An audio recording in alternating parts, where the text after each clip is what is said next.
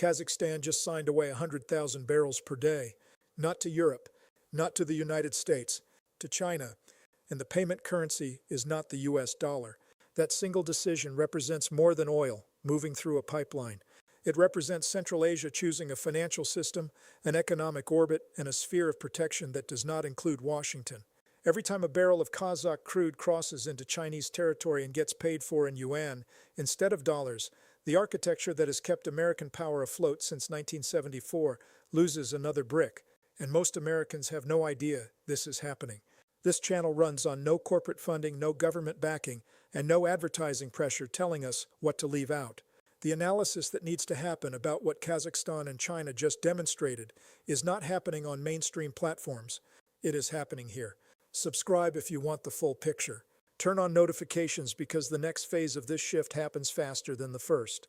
Here is what actually happened. On March 14, 2025, Kazakhstan's state oil company Kazmunagas signed a memorandum of understanding with China National Petroleum Corporation to expand the capacity of the Kazakhstan-China oil pipeline by an additional 100,000 barrels per day, starting in the fourth quarter of this year. The official statement described the deal as a routine infrastructure upgrade to meet regional energy demand. The press release was 3 paragraphs. It mentioned cooperation, mutual benefit, and sustainable development. It did not mention the currency structure. It did not mention the geopolitical realignment this represents. And it definitely did not mention that this pipeline expansion is phase 2 of a broader strategy to decouple Central Asian energy exports from Western financial infrastructure.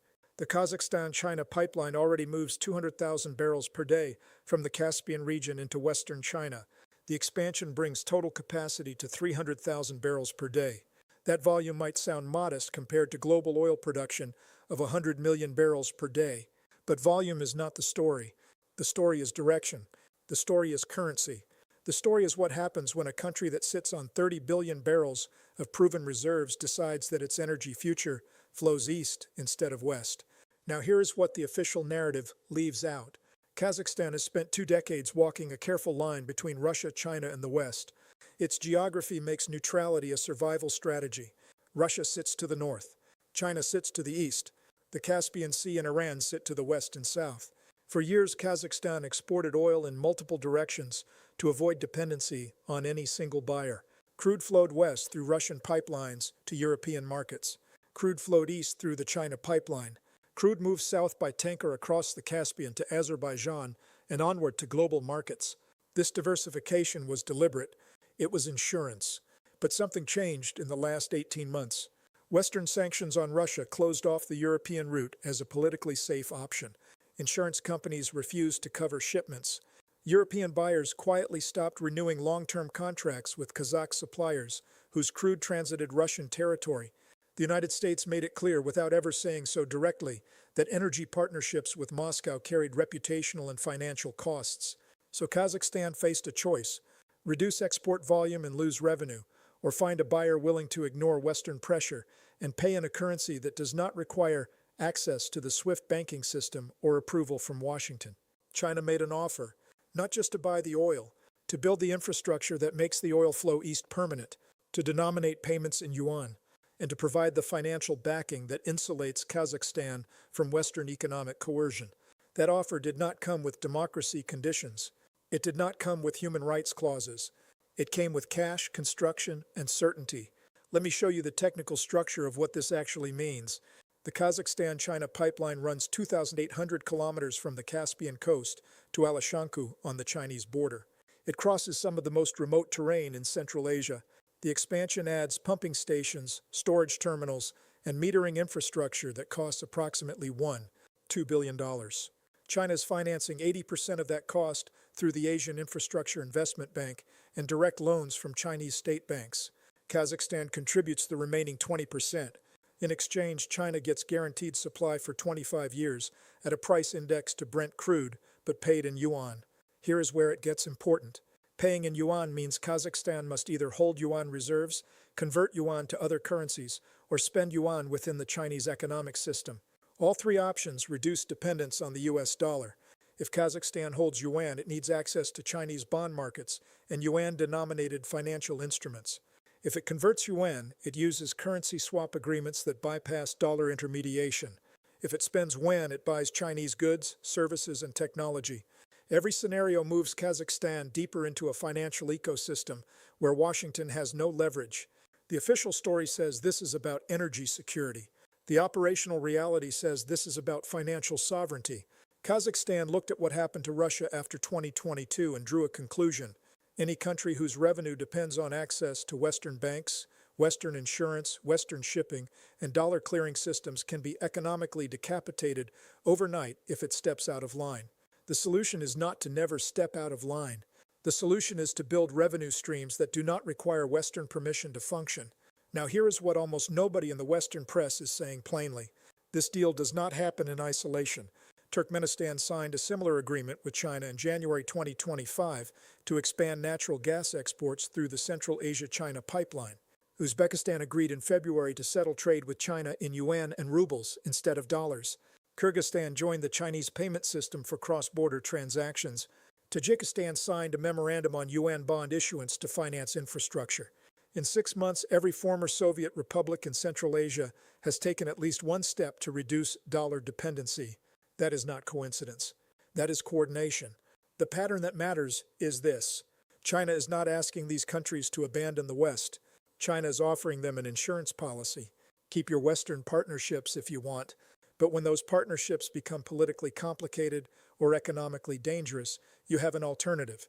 That alternative comes with infrastructure funding, market access, and a payment system that operates independently of institutions controlled by Washington, London, or Brussels. Let me show you what the Pentagon is not telling you and why their silence is louder than anything in their public statements.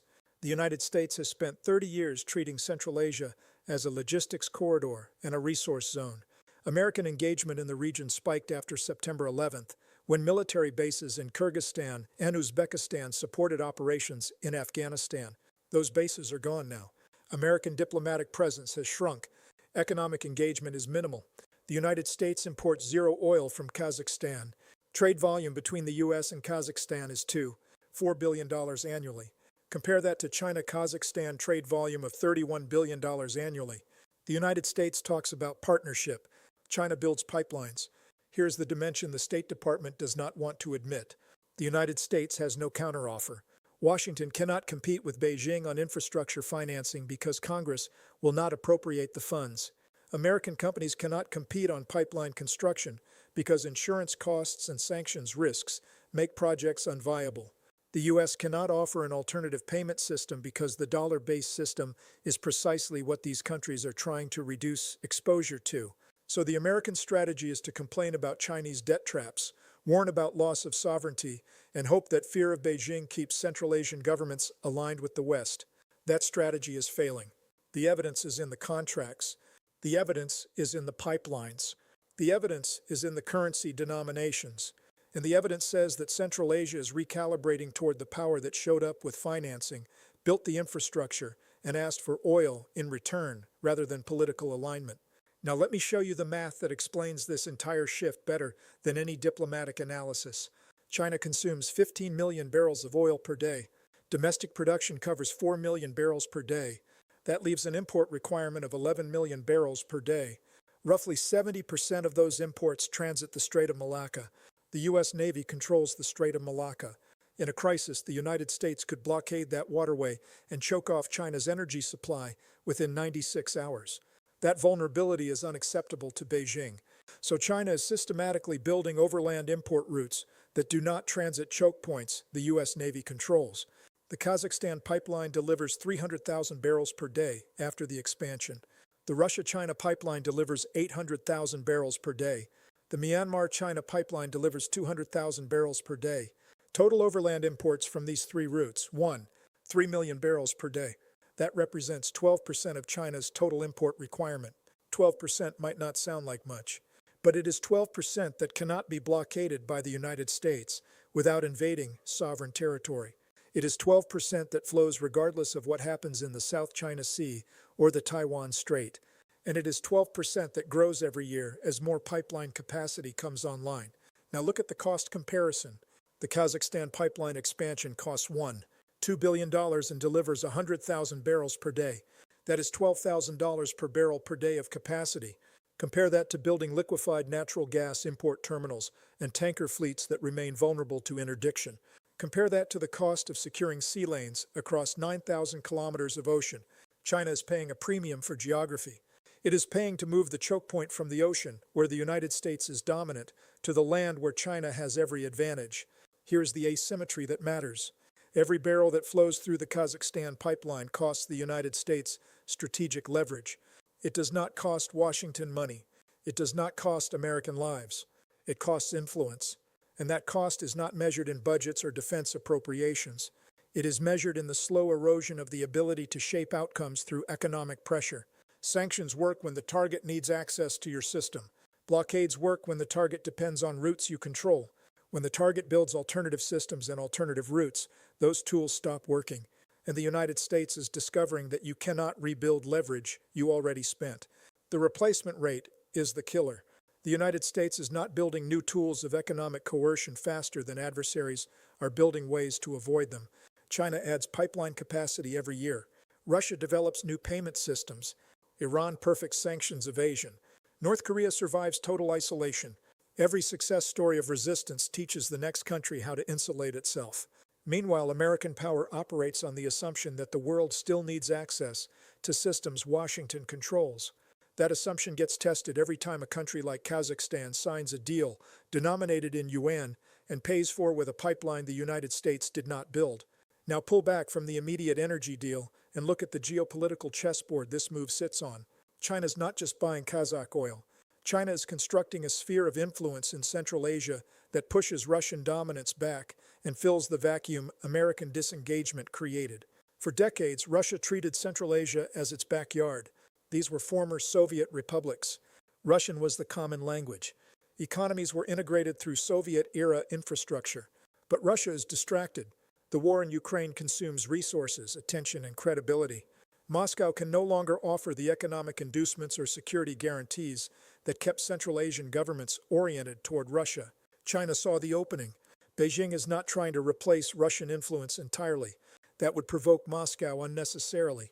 Instead, China is becoming the indispensable economic partner, while allowing Russia to maintain nominal political influence and security arrangements. It is a careful division of labor. Russia provides security. China provides development. And Central Asian governments get what they actually need, which is roads, power plants, and export markets, without having to choose sides in a confrontation they want no part of. Watch how China structures the relationship. Kazakhstan gets pipeline capacity, infrastructure financing, and market access. In return, China gets oil, political alignment on issues Beijing cares about, and a deeper integration that makes future decoupling economically painful. But the agreement does not include military bases. It does not include formal alliance commitments. It does not force Kazakhstan to pick China over Russia or China over the West. Beijing understands that Central Asian governments will tolerate economic dependency as long as it does not come with visible sovereignty costs. So China gives them the money and lets them keep the flags. Russia is watching this shift with mixed feelings. On one hand, Chinese infrastructure investment stabilizes a region Russia no longer has resources to develop. That stability serves Russian interests. On the other hand, every Chinese pipeline, every yuan transaction, every signed agreement pulls Central Asia incrementally out of the Russian orbit and into the Chinese system. Moscow recognizes the trend. But Russia cannot compete economically with China, and opposing Chinese investment would push Central Asian governments toward the West, which Russia sees as a worse outcome. So Russia acquiesces. It adjusts. It accepts a junior role in a region it once dominated because the alternative is losing influence entirely. Now look at what this means for the United States. American strategists spent the last 30 years assuming that Central Asia would remain divided between Russian security influence and Western economic engagement. The assumption was that these countries would seek balance, play great powers against each other, and avoid becoming dependent on any single patron. That assumption is breaking down. China is offering a package the West cannot match: infrastructure, markets, financing, and political protection from Western pressure, all without the governance demands or human rights conditions that come with American partnership. The loss for Washington is not immediate. It is cumulative. The United States does not need Kazakh oil. American energy independence means Central Asian crude is irrelevant to domestic markets. But American global power depends on the dollar remaining the primary currency for energy transactions. Every oil deal denominated in yuan instead of dollars weakens the structural demand for dollars. Every country that builds yuan reserves instead of dollar reserves reduces the ability of the United States to finance deficits by printing currency the world has no choice but to hold. The petrodollar system has been eroding since China started signing yuan-denominated oil agreements with Russia, Iran, and Saudi Arabia. Kazakhstan joining that list accelerates a trend that started years ago but is now reaching critical mass. Here's the timeline that matters. In 2020, less than 2% of global oil trade settled in yuan. In 2023, that number reached 7%. In early 2025, estimates put yuan-denominated oil trade at 12% and rising. The inflection point comes when a critical mass of producers and consumers decide that holding yuan reserves is not just viable, but preferable. That shift is not happening because yuan is stronger than the dollar. It is happening because the political risks of holding dollars, the sanctions risks of using the dollar system, and the coercion risks of depending on dollar access now outweigh the liquidity advantages the dollar once provided. Kazakhstan choosing yuan is one more brick out of the foundation. It is not the brick that collapses the structure, but the structure is not collapsing all at once. It is eroding. And every time a country with 30 billion barrels of oil reserves decides that its financial future points east instead of west, the erosion accelerates. What burned into the contracts signed in Astana is not just an oil deal. It is the recognition that American economic dominance has a ceiling. That ceiling is defined by the willingness of other countries to keep playing a game where the United States writes the rules, controls the referees, and changes the scoring system whenever it serves American interests. The number of countries still willing to play that game is shrinking. Here are my 3 predictions with a clock attached. First, within 6 months, at least 2 more Central Asian countries announce yuan-denominated trade agreements with China for commodities or manufactured goods. This is not speculation. The infrastructure is already in place. The only question is timing. Second, by the end of 2025, total yuan-denominated oil trade reaches 15% of global volume as Saudi Arabia expands its yuan contracts and more producers follow Kazakhstan's example. Third, within 18 months, the United States attempts to counter Chinese influence in Central Asia with a new infrastructure initiative, but the funding falls short and the initiative dies in congressional negotiations. Drop your prediction in the comments.